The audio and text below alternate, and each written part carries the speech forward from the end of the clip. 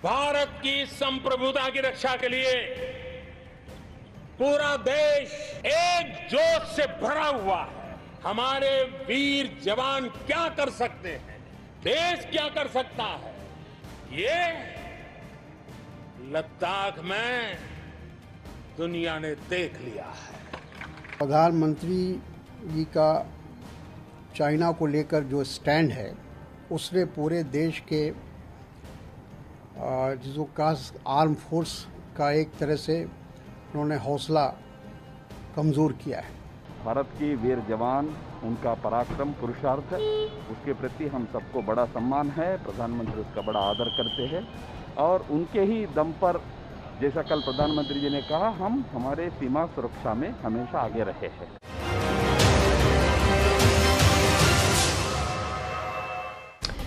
नमस्कार, आप देख रहे हैं हल्ला बोल। आपके साथ मैं हूं अंजना ओम कश्यप। आज सवाल देश में बोलने, लिखने और अपनी बात रखने की आजादी पर अटका है, क्योंकि कांग्रेस की तरफ से सोनिया गांधी ने देशवासियों को लिखे अपने खत में कहा है कि आज के हालात में बोलने, लिखने, अपनी बात खुलकर कहने की आजादी नहीं है देश में।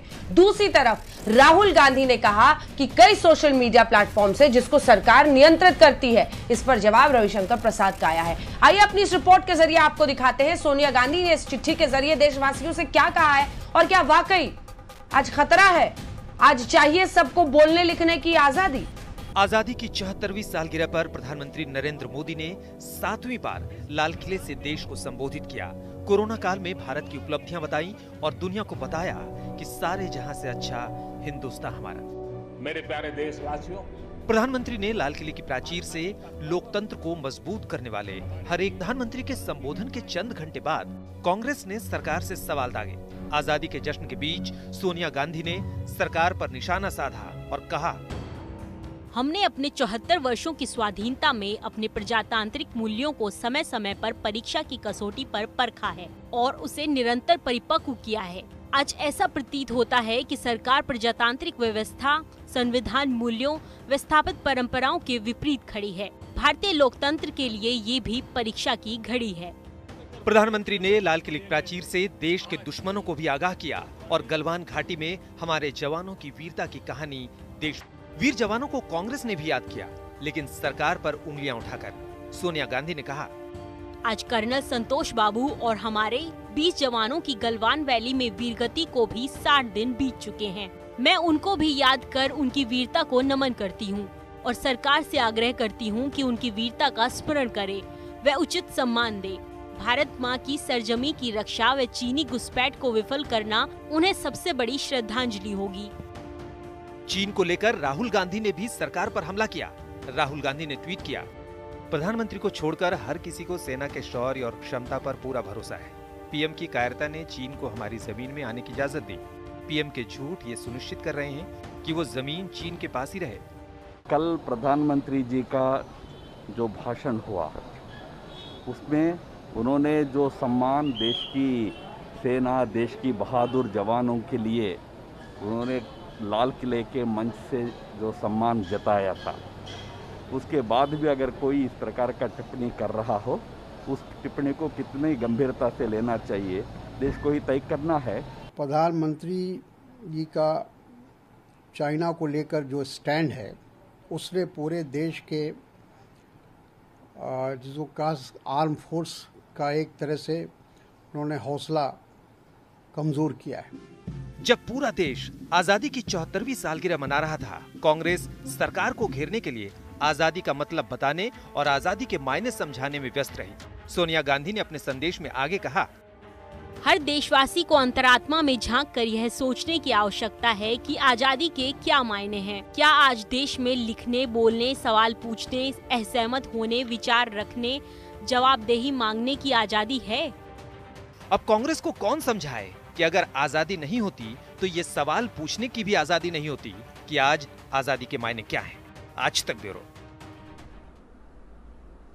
और आइए चर्चा की शुरुआत करते हैं। डॉक्टर संबित पात्रा, राष्ट्रीय प्रवक्ता भारतीय जनता पार्टी के, हमारे साथ इस चर्चा में जुड़ रहे हैं। हमारे साथ शुभ्रांशु राय, कांग्रेस पार्टी के समर्थक के तौर पर इस बहस में शामिल होंगे।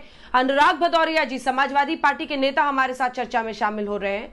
हमारे साथ शामिल हो रहे हैं इस चर्चा में आशुतोष, वरिष्ठ पत्रकार के तौर पर, संगीत रागी, प्रोफेसर संगीत रागी भी हमारे साथ हैं, और वाजपेयी साहब, अरविंद वाजपेयी जी हमारे साथ, लोक जनशक्ति पार्टी के नेता भी जुड़ रहे हैं। आज पैनल में हमने कोशिश की है कि हर तरह की जो बातचीत है, विचारधारा है, कम से कम आए, खुलकर लोग बोले।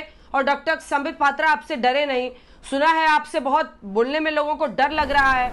इस देश में लोगों के बोलने, अपनी बात कहने, सवाल पूछने की आजादी पर खतरा है, यह आरोप सोनिया गांधी लगा रही हैं। क्यों छीन रहे हैं ये आजादी आप देश से? देखिए, 2014 से ही ये डरे हुए हैं। 2014 से ही ये लोग दुखी हैं, क्योंकि ये चाहते थे कि इन्हीं के परिवार का राज चलता रहे। ये चाहते थे कि इनकी जो सुपुत्र हैं, काबिल सुपुत्र, बहुत बड़े एसेट सुपुत्र राहुल गांधी जी प्रधानमंत्री बन जाए, वो नहीं हो पाया है, इसलिए उनको 2014 से।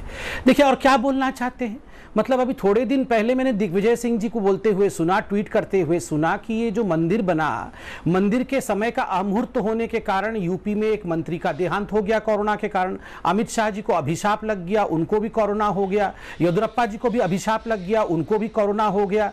और मतलब और क्या बोलना चाहते हैं? बेंगलुरु में अभी 4 दिन पहले जो रायट हुआ, घर जला दिए गए, एक दलित का घर जला दिया गया, मतलब और क्या करना चाहते हैं? मतलब और क्या चाकू छुरी लेके हमारे गर्दन पे चलाना चाहते हैं? आप बताइए। आज जो सोनिया गांधी जी ने ये वक्तव्य कल जारी किया है, ये तो आजादी है, वो बोल के जारी कर रही है। बेटा उनके जो हैं सुपुत्र, बहुत बड़े एसेट जो हैं, वो रोज ट्वीट कर करके जारी कर रहे हैं। और इधर आर्मी के चीफ को सड़क का गुंडा कह दिया, उसके बाद और क्या बोलना है? मतलब आर्मी के चीफ के सर के ऊपर बैठ के तांडव रचना है क्या? इन्होंने देश के इलेक्शन कमीशन को कहा बिका हुआ इलेक्शन कमीशन, सुप्रीम कोर्ट तक को गाली दे दी, और तो और सर्जिकल स्ट्राइक हुआ तो कहा ये फर्जिकल स्ट्राइक है, ये सर्जिकल स्ट्राइक नहीं है, ये खून की दलाली है। और क्या बोलने का फ्रीडम चाहिए? मतलब क्या चाहते हैं बोलने के फ्रीडम के नाम पर? ये क्या हम लोगों को मारना चाहते हैं? क्या चाहते हैं? क्या चाहते हैं शुभ्रांश राय जी? और मान लीजिए आप डरे हुए भी हैं और आप बोल नहीं पा रहे हैं कुछ, तो आज बोलिए ना सर, हिम्मत करके। अगर ये आजादी आपको दे दी जाए कि क्या क्या बोलना है सब बोलिए, क्या क्या बोलना चाहते हैं आज बोलिए। क्या क्या बोलने से रोकती है आपको बीजेपी?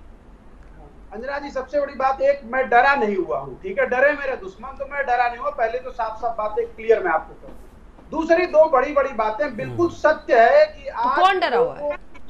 सुन लीजिए, अब सी बात है, बिल्कुल आपका सब्जेक्ट अच्छा है कि क्या वाकई आजादी आज मिली है? आज लोगों की जुबान पे ताला लग रहा है। 3-4 ज्वलंत उदाहरण दे रहा हूँ।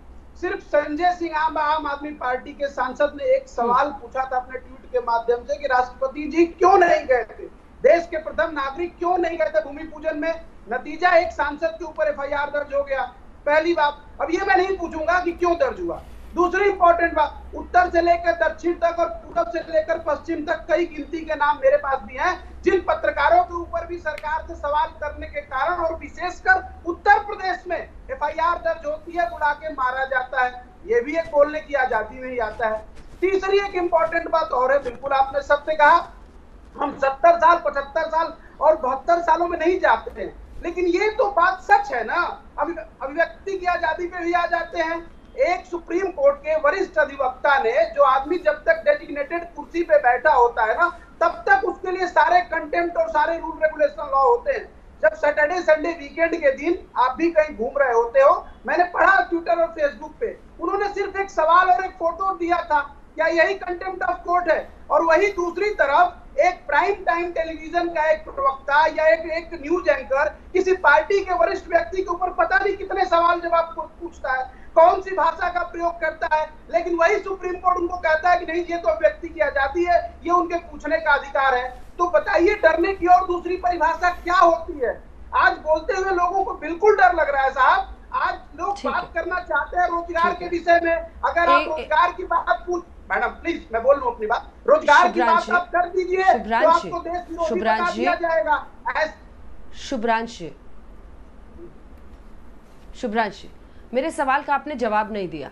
आपने ठीक है वाजिब बातें उठाई कि यहाँ पर आपको लगा, लेकिन मैं आपसे ये पूछ रही हूँ कि अगर ये आजादी आपके पास हो तो कौन सी एक ऐसी बात है जो आप कहना चाह रहे थे और इनकी आजादी छीनने की वजह से नहीं कह पा रहे थे? कुछ कह के सुनाइए ना सर, तब भरोसा होना कि आप में भी वो धार है कि आप कुछ कहना चाहते हैं, लेकिन सरकार के दबाव की वजह से वो बात सामने नहीं आ रही है। कौन सी बात दब गई है बताइए, एक बात बताइए जो दब गई हो, सामने ही ना आई हो इस सरकार की वजह से।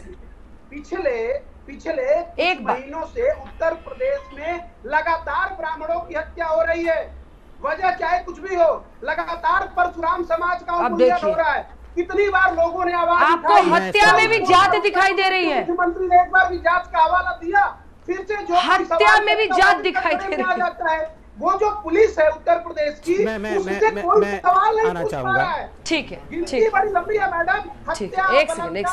पता है यही दिक्कत है शुभ्रांश राय साहब, आपको ये कहना था कि उत्तर प्रदेश में कानून व्यवस्था पर चर्चा नहीं हो रही है, जबकि कितने शोज मैंने ही किए। एक सेकंड सर, लगातार मत बोलिए। देखिए आप भी बाहर से कर रहे हैं, आज मैं भी स्टूडियो नहीं बाहर से कर रही हूँ। ऐसे चीखिएगा तो फिर देखिए दिक्कत होती है।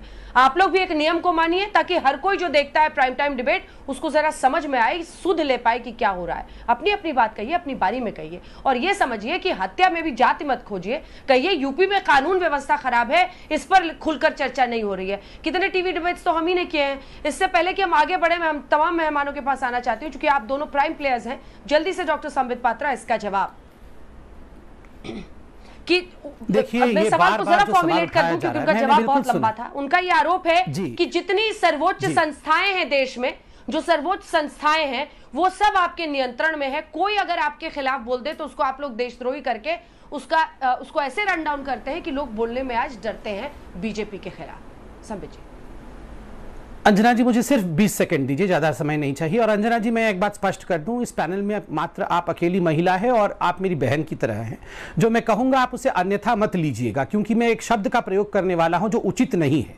मगर अभी चंद दिनों पहले मुनव्वर राणा, जिनको कि पूरा देश बहुत बड़ा शायर मानता है, बहुत बड़ा कवि मानता है, मुनव्वर राणा जी ने कांग्रेस के लिए कहा, मतलब कांग्रेस के कहने पर कहा कि ये जो सुप्रीम कोर्ट है, मंदिर के लिए सुप्रीम कोर्ट ने इसलिए ये फैसला दिया है क्योंकि सीजेआई तवायफ से भी कम दाम में बिके हुए एक सीजेआई थे। चीफ जस्टिस ऑफ इंडिया एक तवायफ है, ये एग्जैक्ट वर्ड्स है, उन्होंने तवायफ कहा। उसके बाद इनको और ज्यादा फ्रीडम ऑफ एक्सप्रेशन चाहिए। नंबर 2, प्रशांत भूषण जी को नरेंद्र मोदी जी ने कंटेम्प्ट ऑफ कोर्ट का नोटिस नहीं भेजा है, ये सुप्रीम कोर्ट ने भेजा है। उसके बाद भी ये कहा जा रहा है कि इनको फ्रीडम चाहिए।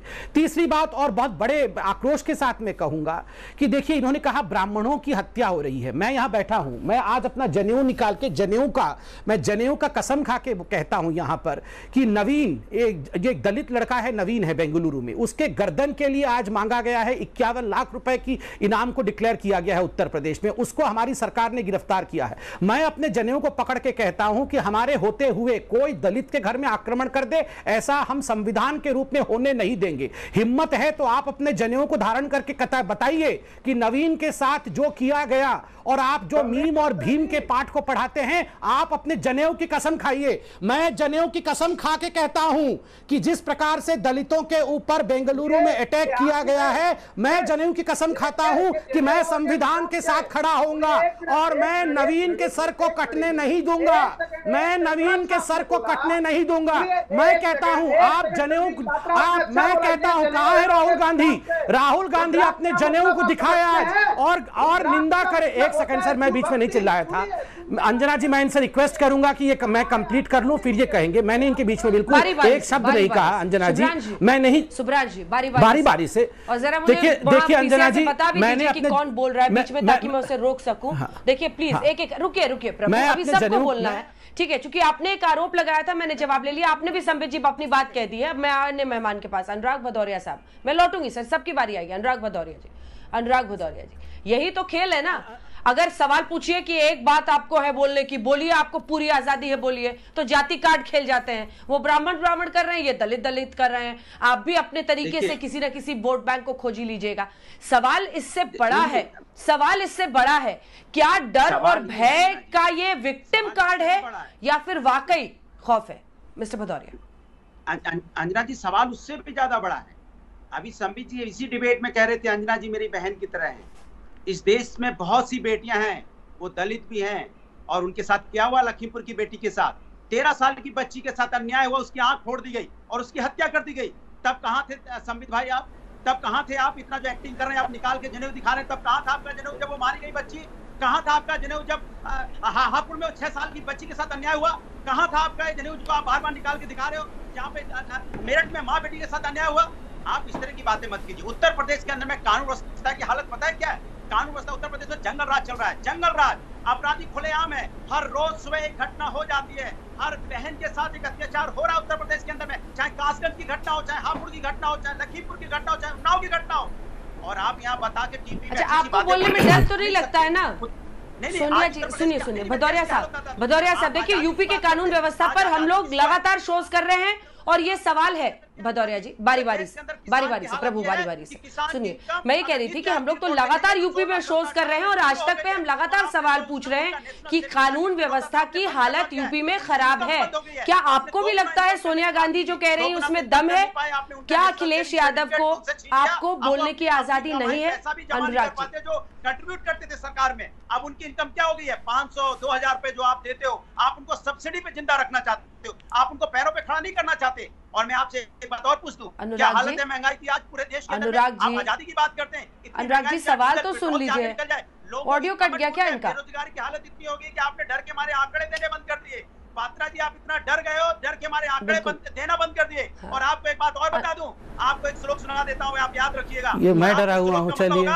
तो नमामि शमशान निर्माण रूपम विभम व्यापकम परम प्रभेद स्वरूपम निजम निर्गुणम निर्विकल्पम निर्यम चिराकाश महाकाश भाष्यम बजे हम निराला। इसको अच्छे से तो बोलिए, गलत बोल रहे हैं, कम से कम सही तो बोलिए। संसार पारम न तो हम।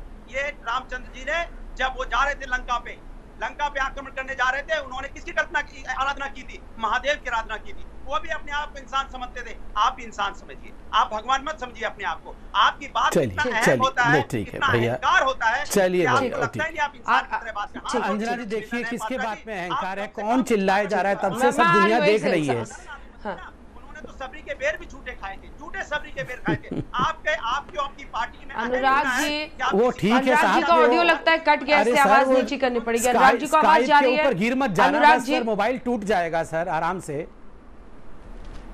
थोड़ा स्काइप से पीछे हो जाइए। अनुराग जी आराम से प्लीज। अनुराग जी आपने अपने बारे में, संबित जी 2 लाइन का जवाब मैं वाजपेयी जी के पास जाऊंगी, ठीक है?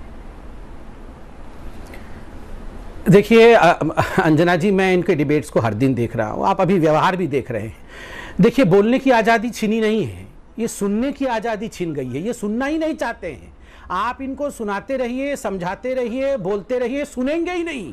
कान के अंदर रुई लगा लिया है, इसकी गलती हमारी नहीं। अंजना जी आप देखिए, ये बंद हुए हैं अभी तक, ये अभी तक बंद नहीं हुए हैं, ये अभी तक लगातार बोले जा रहे हैं और चाहते हैं कि इनको और आज़ादी दे दें, और आज़ादी दे दें तो टीवी से बाहर आके चिल्लाएंगे। मतलब क्या चाहते क्या हैं? देखिए एफआईआर की बात हुई, अंजना जी आप जानते हैं मेरे खिलाफ कितने एफआईआर हुए हैं? पूरे देश में लगभग 150 एफआईआर मेरे खिलाफ कांग्रेस ने कराया हुआ है। आप पत्रकारों के खिलाफ कितने एफआईआर कांग्रेस शासित राज्यों में हो रहे हैं आप भी जानते हैं। ये कौन सी एफआईआर की बात कर रहे हैं? इसलिए देखिए ये सुन रहे हैं, आपके सामने बोल, देखिए कितनी आजादी लेंगे। देखिए ये सारी आजादी एक दिन में खत्म हो जाएगी, नॉन स्टॉप 6 से 7 बजे तक बोलते रहेंगे। ऐसा होता है क्या? आप पूछिए आपके मन में क्या सवाल है जिसको लेकर आप रुष्ट? साहब शांत तो हो जाइए। अंजना जी देखिए जरा, कैसे बोलूं बताइए। आप 10 सेकंड बोलने देते हैं, उसके ऊपर ये चिल्लाते रहते हैं। बताइए, मतलब ये उनकी आवाज हमें नीचे की हुई थी, आपने अपनी बात कह ली है, ठीक है। अरविंद वाजपेयी जी, अरविंद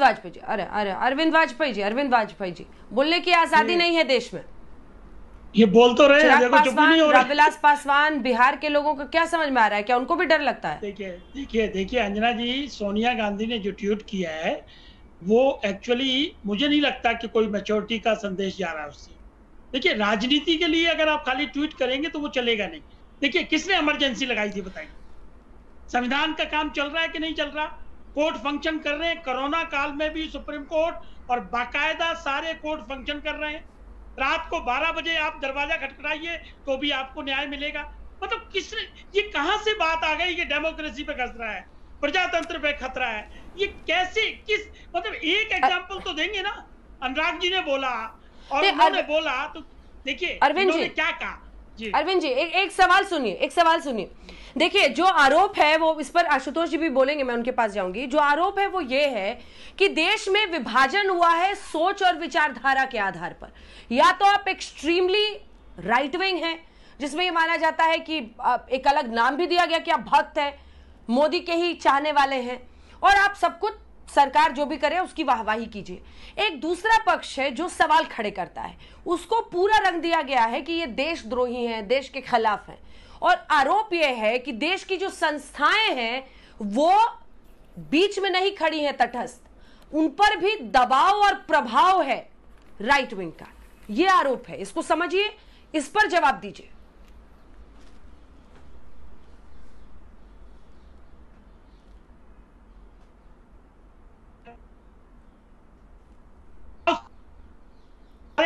संविधान के हिसाब से चलेंगी, रूल ऑफ द लॉ के हिसाब से चलेंगी, चाहे वो मोदी की सरकार है चाहे मनमोहन सिंह की सरकार थी। देखिए, पार्टी और सरकार को अलग करके देखना होगा आपको।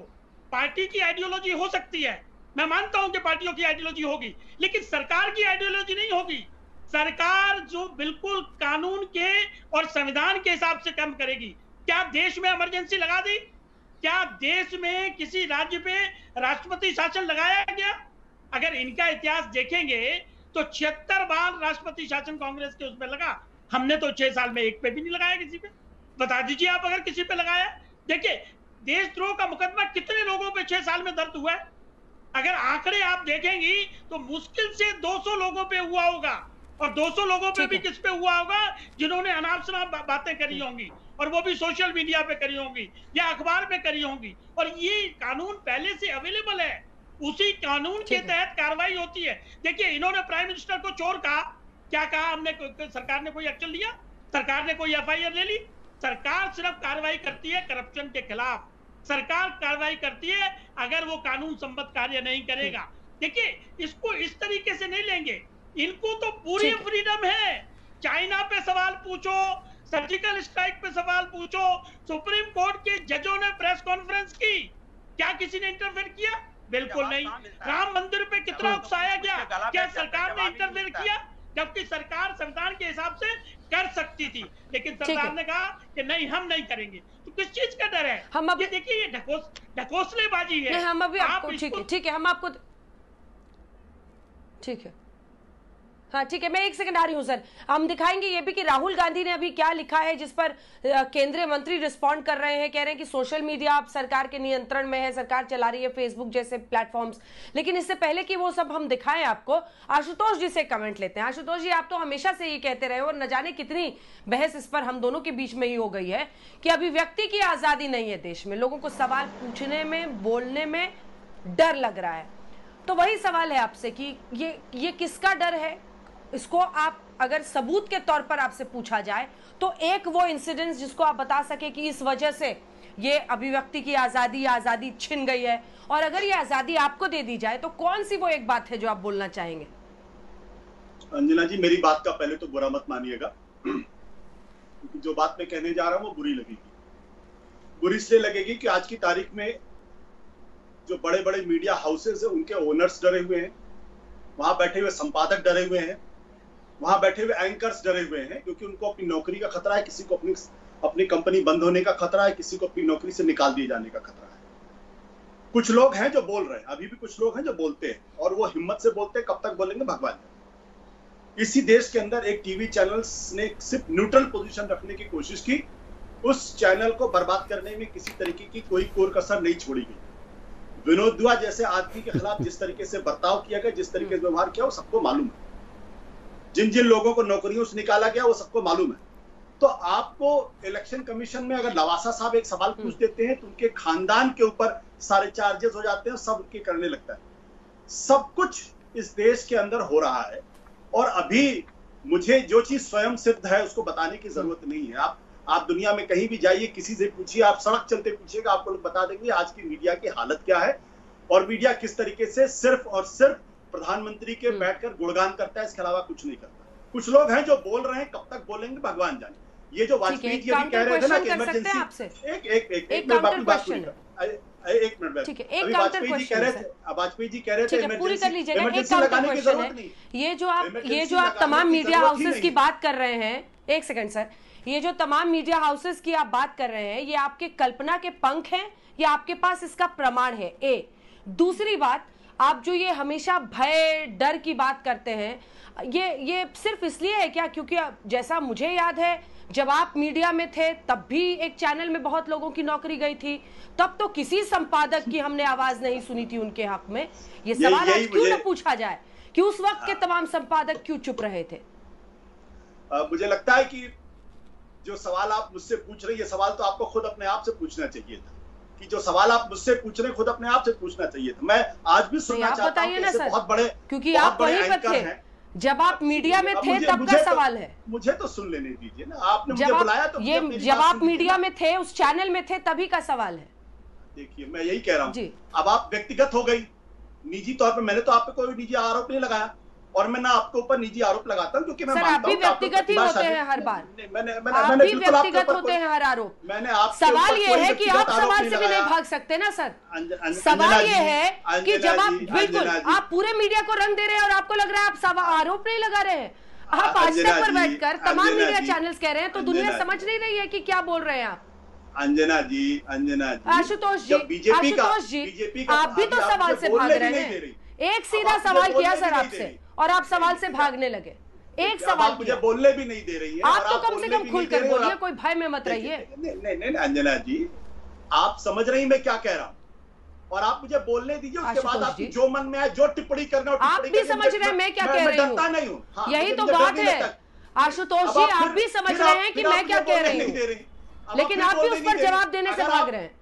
अगर आप जवाब दीजिए ना सर मेरे सवाल का। मेरे सवाल का जवाब दीजिए ना। आपका काम था वहां बैठकर कि आप दोनों पक्षों की बातों को सुनिए। मैंने भी कुछ साल एंकरिंग की, मुझे बताने की जरूरत नहीं है। आपका काम था नौकरी में रहते मीडिया में तब भी आप अपनी आवाज उठाते।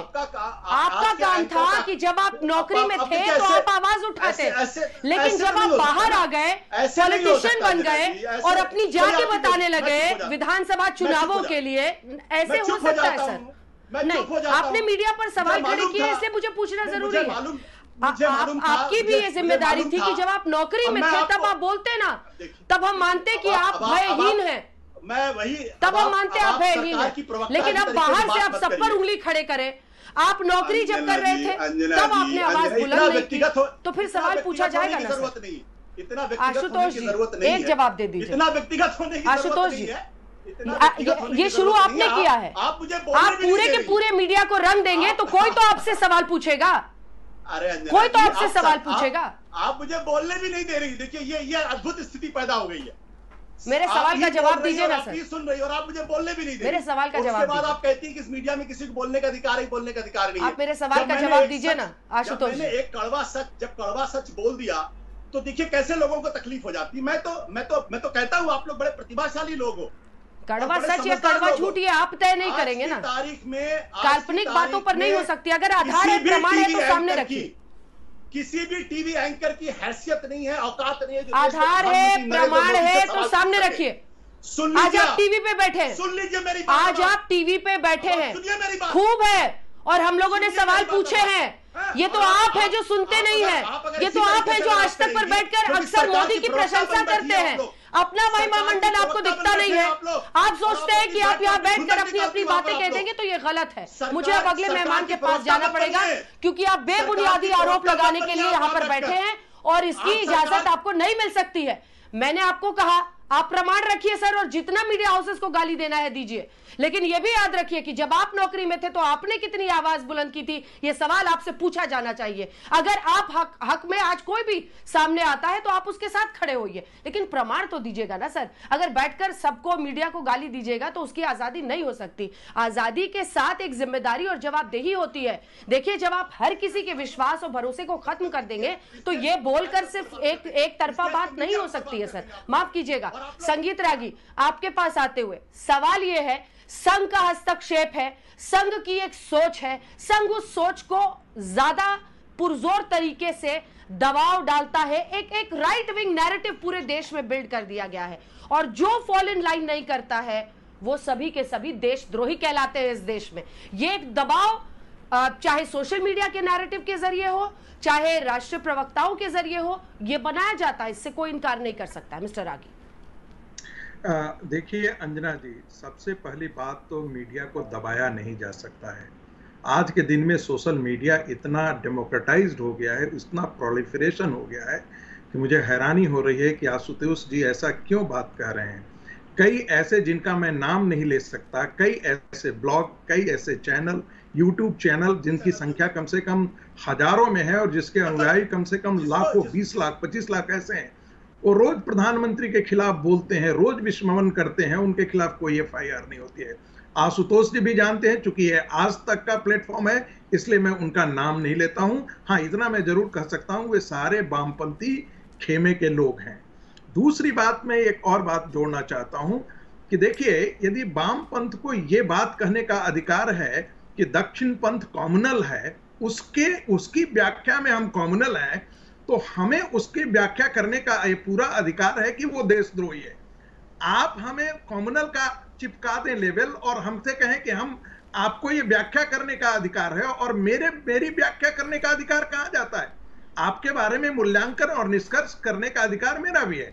एक तीसरी बात कहना चाहता हूं, आशुतोष ने बहुत एक ही ब्रश से सारे मीडिया जगत को पेंट कर दिया। मैं एक जानता हूं एक चैनल के जिसके प्राइम टाइम के एंकर भरी रोज कोई ऐसा दिन नहीं होता है निकाल करके उसके खिलाफ, प्रधानमंत्री के खिलाफ व्यक्तिगत टिप्पणी, सारी चीजें करते हैं। एक बात और, आशुतोष जी, आप जिस चैनल के एंकर थे, मैनेजिंग एडिटर थे, आपने रिलायंस के खिलाफ कितनी रिपोर्ट फाइल की? क्या आपने कभी ऐसा जज्बा दिखाया जो रिलायंस के खिलाफ एक रिपोर्ट फाइल किया हो?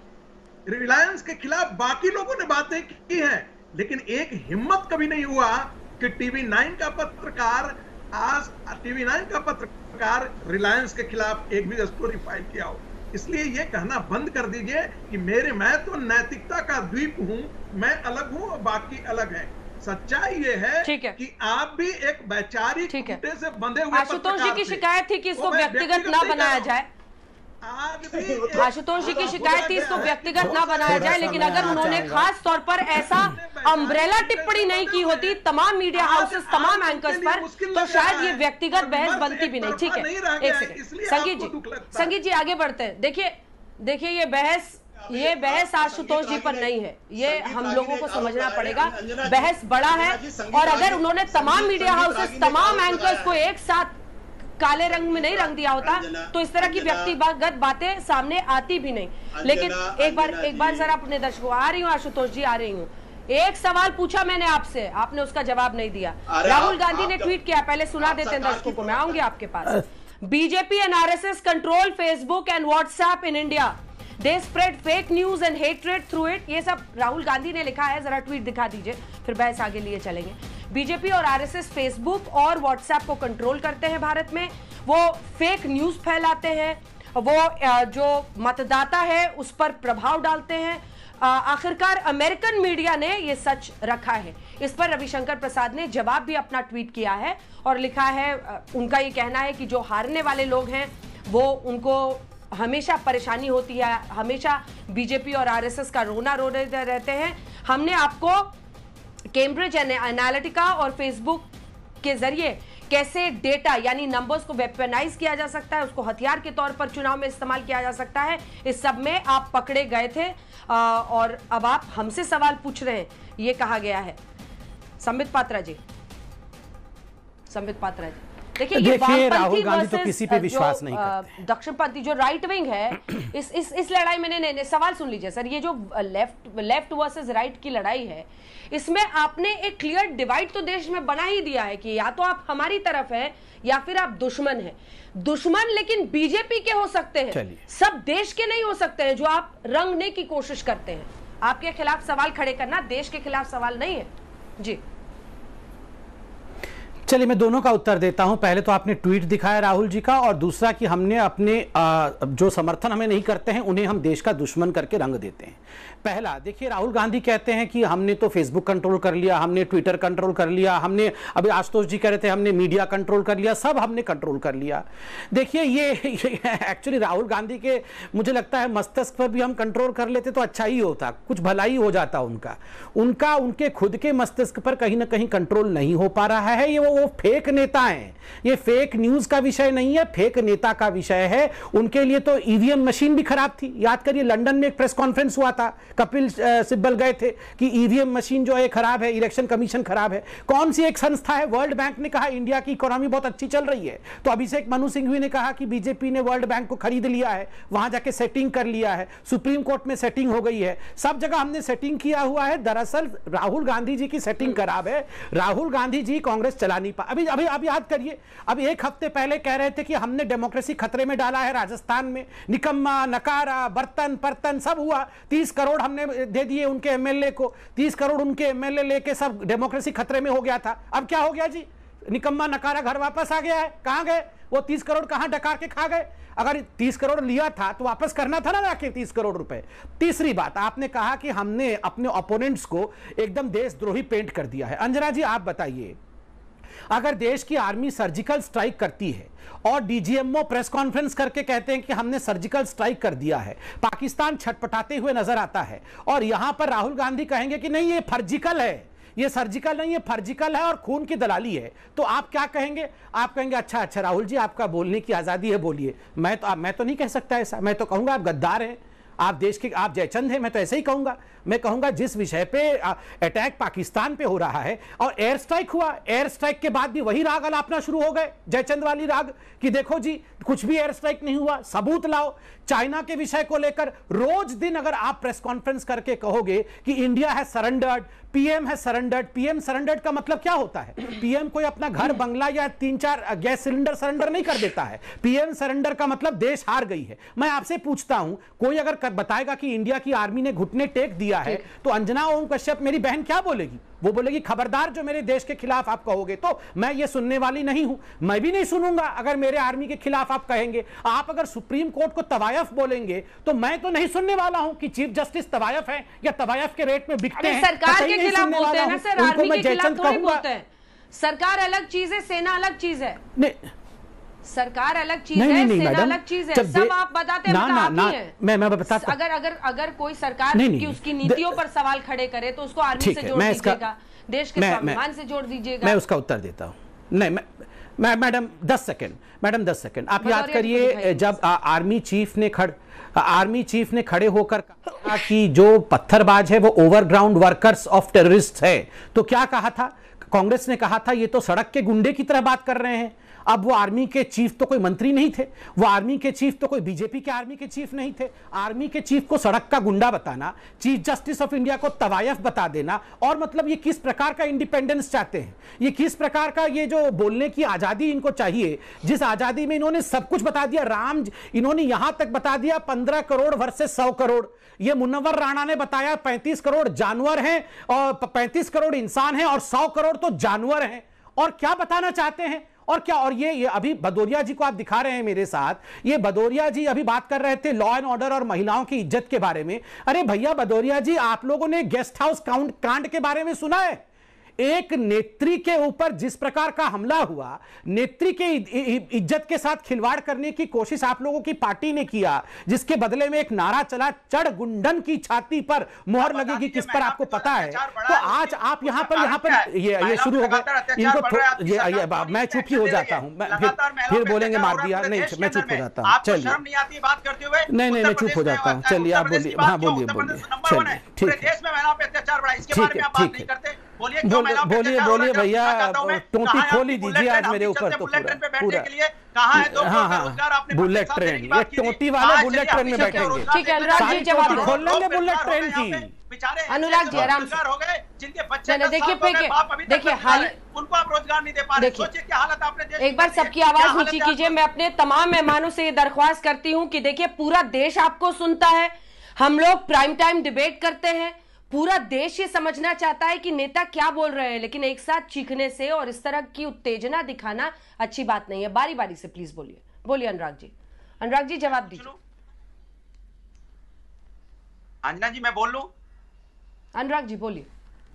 जी मैं पूछना चाहता हूं, पात्रा जी तब से आपने देखा गोल गोल घुमा रहे, एक बात 7 साल से पात्रा जी बोल रहे हैं, जो राहुल जी की पुरानी बातें हैं गोल गोल कांग्रेस बीजेपी करते रहते हैं। मैं कहता हूं जनता की बात कर लो, 130 करोड़ की पॉपुलेशन की देश है। आप बताइए महंगाई का हाल क्या है, जरा बता दीजिए, उसके बारे में बात कीजिए ना। आप बुलेट ट्रेन ला रहे थे, उसके बारे में बताइए, बुलेट ट्रेन कहाँ है, हम भी चले बैठे चल के। आपने 2 करोड़ रोजगार देने की बात की थी 7 साल पहले, कहाँ है? अब तक तो कम से कम 20 करोड़ रोजगार हो जाना चाहिए थे, कहीं उससे ज्यादा तो कई गुने लोग बेरोजगार हो चुके। आप बताइए कि आपने महिला सुरक्षा की बात की थी, कहाँ है महिला सुरक्षा? लगातार महिलाओं पे अत्याचार हो रहा है, दलित महिलाओं की हत्या हो रही है, बच्चियों की हत्या हो रही है, बच्चियों के साथ अन्याय हो रहा है। कहाँ है आपका रोमियो स्कर्ट आपकी सरकार बनाए घूम रही थी? मैं पूरे देश की बात कर रहा हूँ। आप बताइए, आपने बार बार इतने सारे जो डायलॉग हमेशा दिए थे कि हम आएंगे तो देश को मेक इन इंडिया बनाएंगे, आत्मनिर्भर बनाएंगे, लोकल फॉर वोकल होगा, डिजिटल इंडिया होगा, स्किल इंडिया होगा।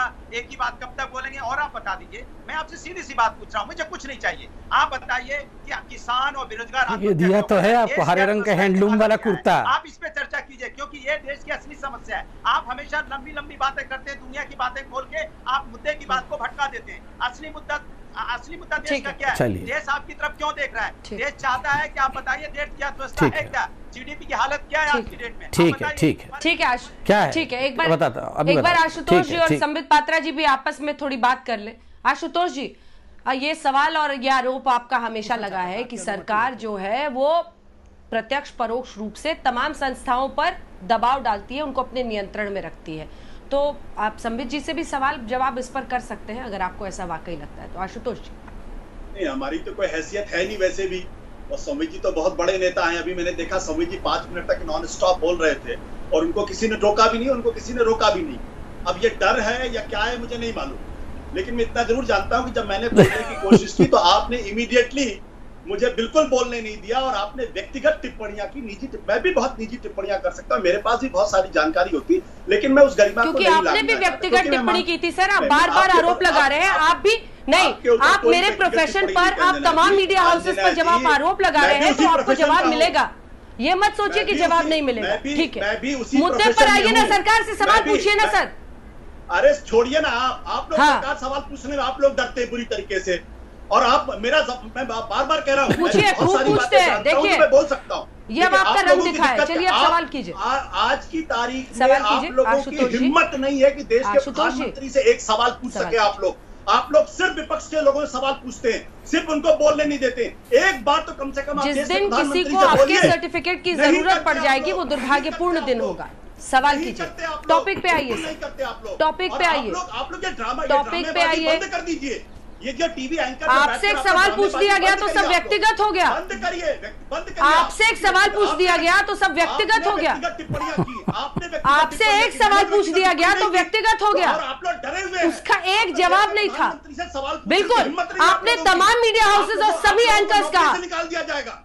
आपने देखिए, आप लोगों की आ गए, आप यही आप कहना चाह रहे थे। ये दुर्भाग्यपूर्ण है। और बता दो आशुतोष गुप्ता जी, आशुतोष गुप्ता जी, ये दुर्भाग्यपूर्ण है कि जिस प्लेटफॉर्म पर हर बड़े इवेंट पर हम आपको बुलाते हैं, एक सेकंड, हर बड़े इवेंट पर हम ये मानते हैं कि सरकार के खिलाफ आलोचना की आवाज भी जरूरी है, इसीलिए हम आपको बुलाते हैं। क्या बात कर रहे हैं सर आप? हम ये मानते हैं कि सरकार की आलोचना भी जरूरी है, इसीलिए आपको बुलाया जाता है कि आप आइए, और आप हर बड़े इवेंट पर आज तक पर रहते हैं, और फिर आज तक पर ही बैठकर आप कहते हैं कि आप लोगों को हिम्मत नहीं है सवाल पूछने की। तो आपसे क्यों ना वापस सवाल पूछा जाए?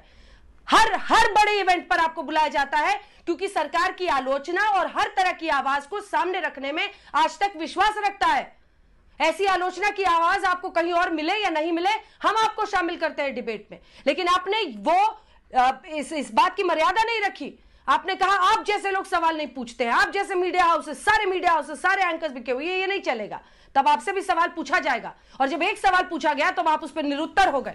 उस सवाल के प्रश्न जवाब की तरफ आप बढ़े तक नहीं कि आपको, देखिए, व्यक्ति की पहचान और परीक्षा तब होती है जब उसके पास पावर होता है, और कहते हैं कि अगर आपको किसी व्यक्ति के कैरेक्टर का इम्तिहान लेना है तो उसको पावर देकर देखिए। जब आप पावर में थे तो आपने क्या किया? यह सवाल क्यों ना पूछा जाए? एक ब्रेक के लिए हम रुक रहे हैं, लौट रहे हैं। अगर हर किसी पर सवाल पूछिएगा, हर किसी को आलोचना की नजर से देखिएगा तो आपसे सवाल पूछा जाएगा।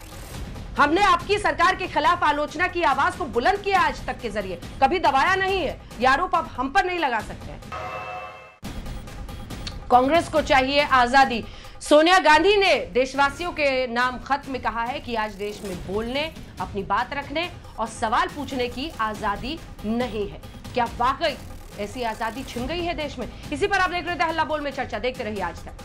नमस्कार, मैं हूं अंजना ओम कश्यप। हमें उम्मीद है ये वीडियो आपको पसंद आया होगा। लेटेस्ट खबरों के लिए यूं ही देखते रहिए आज तक, और इस वीडियो के पसंद आने पर लाइक, शेयर एंड सब्सक्राइब करना ना भूलें।